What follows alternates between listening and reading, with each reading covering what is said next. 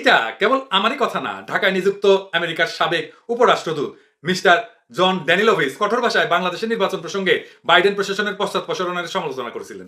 শুধু তাই না, ভারতের উচ্চ পর্যায়ের ব্যক্তিরা আমেরিকাকে উপহাস করে বলছেন যে বাংলাদেশ থেকে তারা ওয়াশিংটনকে গুতা দিয়ে বের করে দিছে।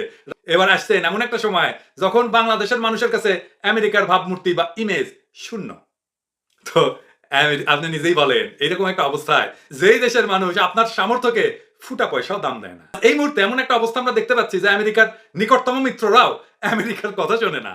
আমেরিকা তার রাষ্ট্রপতিকে নিয়ে তাদের নেতারা ঠাট্টা বিদ্রুপ করে।